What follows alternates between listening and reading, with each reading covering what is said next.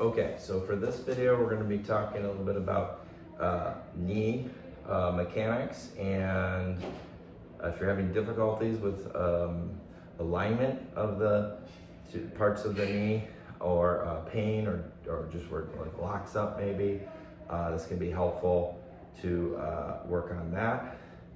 So I'm going to use both my hands, or just my hands, and then I'll use a strap here to try to assist with some of this stuff. But it is important to understand the nature of this, and it does get a little tricky, which is saying a lot, because quite a few of these do have a bit of a learning curve to them. But this one in particular I feel is a little challenging because they're in motion, in action. There tend to be a lot of moving parts, and there's a lot of relativity of the movements, so it's not so cut and dry that this joint or this part of the joint is moving this direction, because it all depends. That bone at one end may be moving internally or externally relative to another bone, but at the other end it might be the opposite. So that's the nature of like a twist, like you're wringing out a towel. But that's ultimately what we're talking about here with this knee, is the ability to twist through the knee, which yes, the knee does rotate and twist, and that you should be able to do that without pain or difficulty,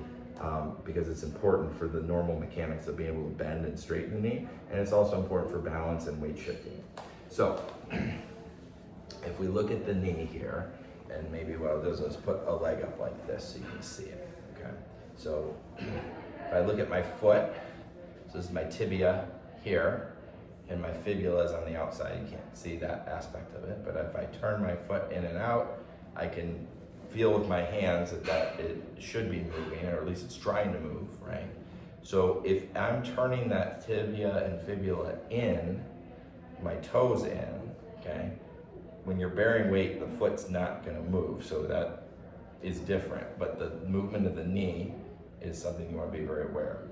Okay, so in this case, it's the lower part of the knee, lower half is turning in. So if that's where you're having difficulty, now I have my knee bent here, and that is important, because that's what you want when you're actually like bending to squat, or loading into that. You want to have a little of that internal rotation or medial rotation, turning inward towards your center. So you can kind of guide that with your hands as you're bending.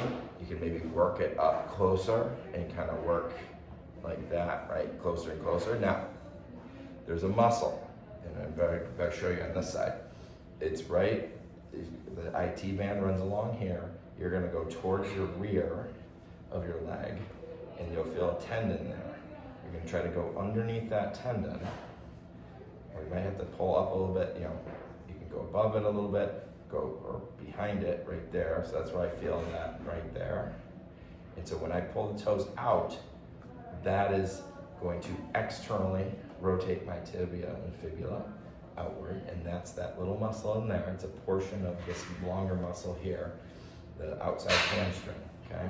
And that muscle is important, because if I can't turn in, oftentimes that muscle is excessively tight. So what I might want to do there is get my fingers, one or both hands, maybe kind of up and around there. And so when I'm doing this, I can get pressure. Again, I'm kind of up underneath and behind that tendon, right? And I can feel it fire, tighten when I go that way. So when I go this way, it's going to stretch, especially if I put a little pressure here. Now I can take this hand maybe and kind of guide that, and it's almost like I'm pulling those tissues apart. Now this works better if you're directly on the skin, but I'm just pushing right through my pants here, and I can guide. Now I'm not trying to crank it, I'm just kind of nice firm pressure and kind of going along with here, okay? I can also come right on the two sides and kind of like turn in a wheel and kind of work that there, but this is more soft tissue, stretching.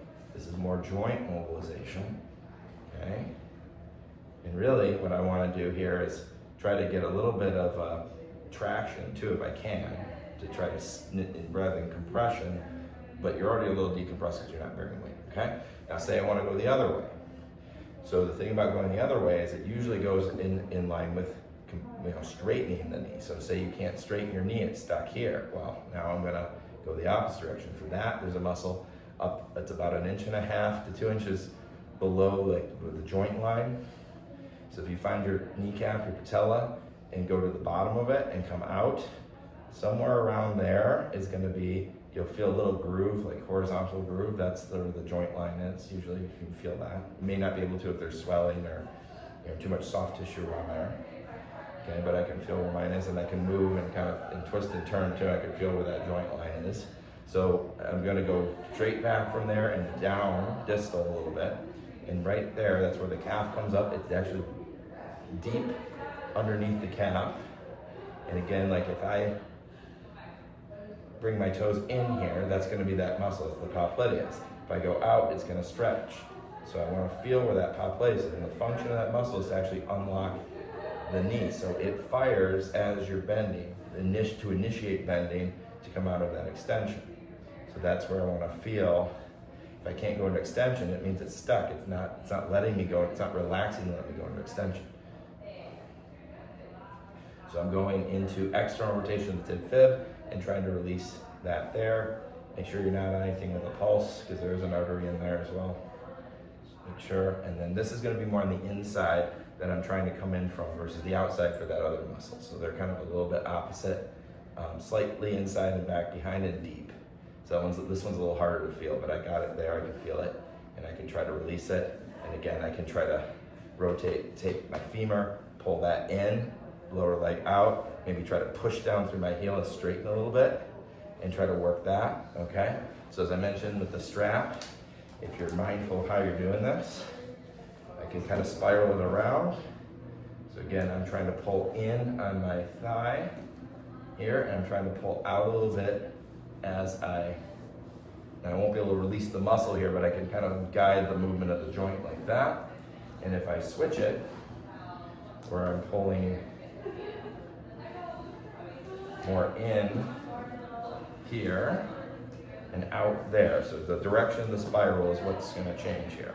Okay, so now as I bend, I'm going to pull out like that, and I can kind of guide it. Now be careful, because it is a little touchy in there. You might have to put like a little towel or something just for extra padding back behind the knee, depending on how sensitive that is, especially if it's already swollen. And you don't want to feel like it's crunching on any tendons or anything as they tighten up. But that's something you can do as well to kind of